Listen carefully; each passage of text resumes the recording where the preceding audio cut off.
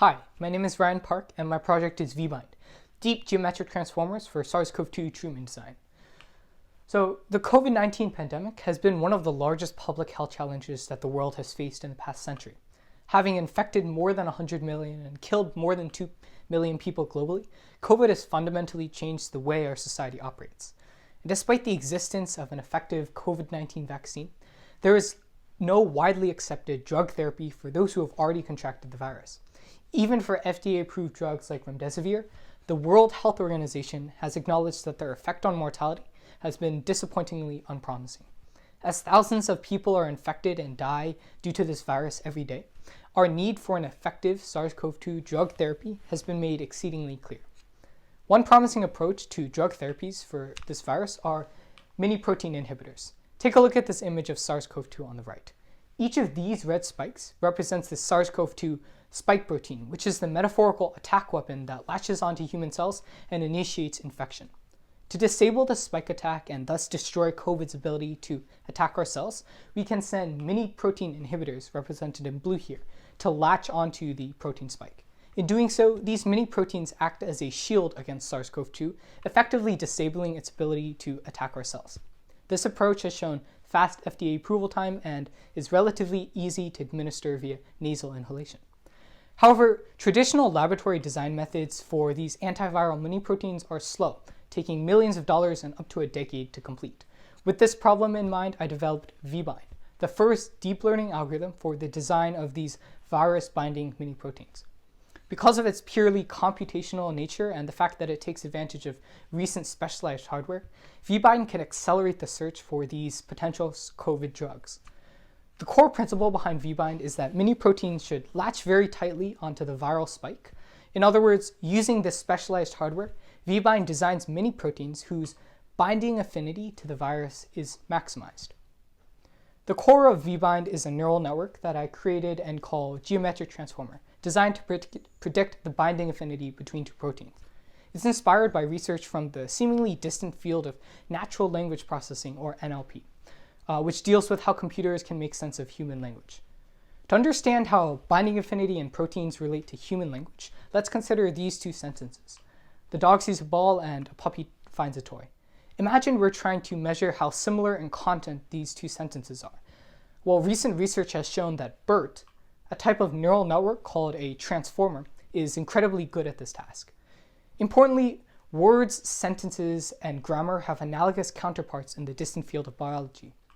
Protein sequences can be thought of as sentences of amino acids, each of which represents a constituent word in the biological language. Therefore, I leverage BERT as the core algorithm in Geometric Transformer. Just as how BERT can learn to reason about human language, it can also understand protein language.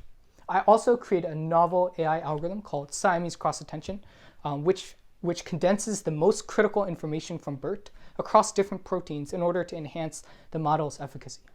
Using these two building blocks, Geometric Transformer can predict how two proteins bind together, much like how its counterparts in NLP can predict how sentences are related. So one of the core parts of Geometric Transformer is my Siamese cross-attention, based on what I call representational subspace theory. Simply put, BERT will learn to cluster proteins based on their characteristics. BERT will cluster them so that proteins with similar features like 3D structure, cellular location, and cellular function, and more, will be grouped together spatially in the output space, as shown. Each of these colored clusters is a representational subspace and contains information about each protein.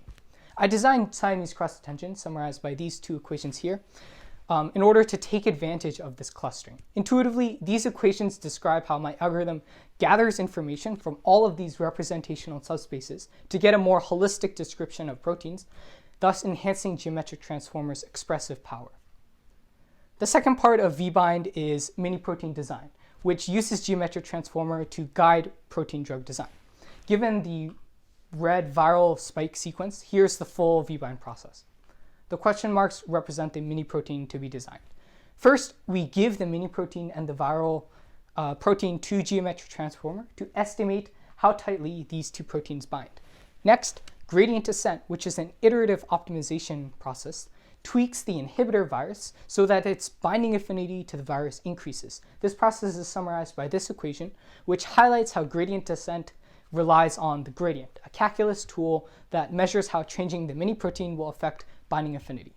With each iteration of this process, VBind gets closer and closer towards a mini-protein design that binds tightly to the virus spike and thus could be an effective COVID-19 inhibitor.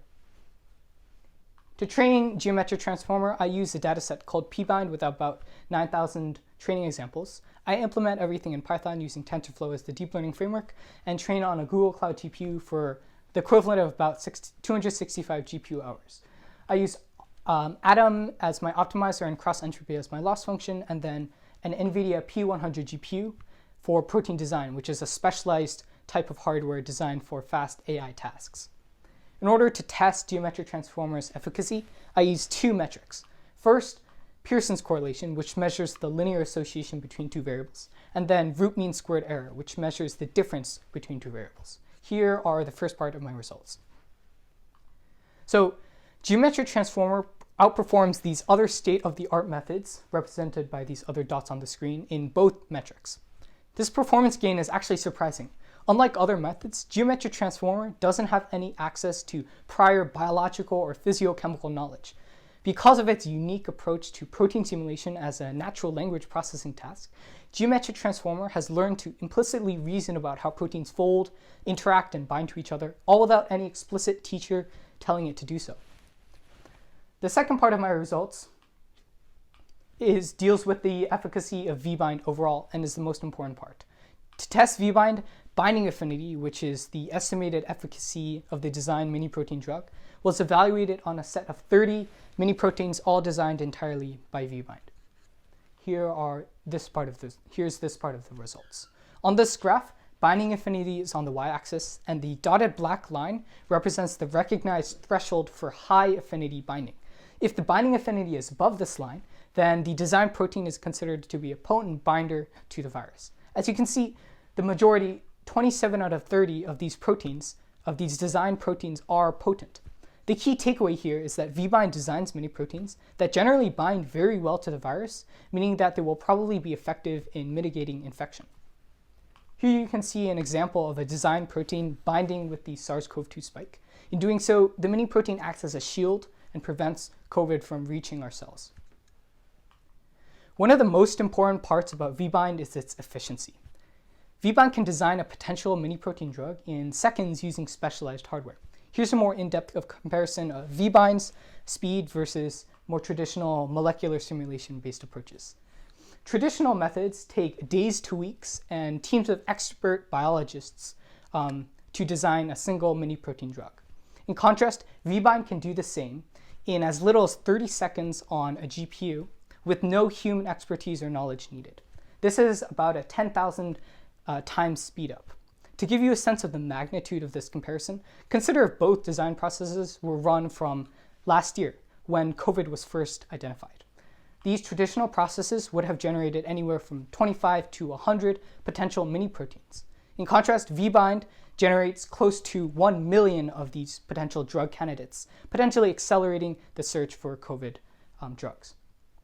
Next, VBind designs protein de novo, meaning that the proteins it produces are not constrained to already exist in nature.